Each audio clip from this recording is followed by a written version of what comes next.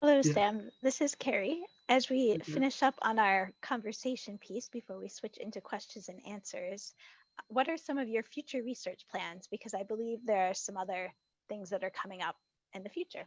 Are you Yeah, willing so to we share? have we have quite a few future research projects that we're kind of in the process of pulling together. So particularly the dorsaVi sensors are involved in one of the large scale projects. So we have a traumatic brain injury research network within the UK that is developing and constantly evolving at the minute. We're integrating those sensors within that, trying to basically integrate a lot of researchers across the country at about, I think we're up to 16 universities now, as well as industry collaborators on the TBI network. And we're basically trying to establish a network that can help support feasibility funds, as well as develop some future research programs for people. The other stuff that we're looking into as well is we've secured a bit of funding for that concussion related study from the Private Physiotherapy Educational Foundation, and we're looking to do a bit more monitoring of individuals with concussion. And ultimately, I'd like to kind of get across the whole spectrum of people after head injuries as well, if we can.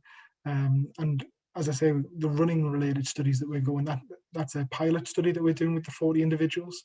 And hopefully that'll expand up to a larger study where we'll look at people potentially recovering from particular injuries.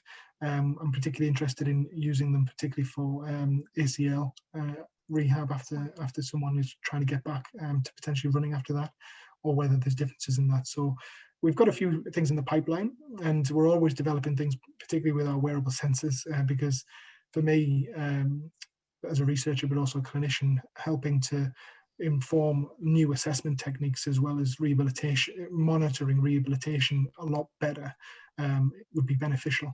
Because a lot of the interventional studies that we have been involved in the past, you tend to kind of get a lot of, if you don't use objective measures that pick up on these subtle changes, you might not actually be able to pick up on the changes even within your interventions.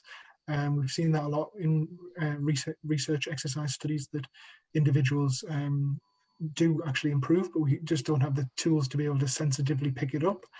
So we use these wearable technologies in a lot of our projects. Fantastic. Thank you. It's exciting. I look forward to seeing some of the outcomes and published work. I think we'll pass it over now to Leah and Royston to see what questions have come across from our attendees. Thank you.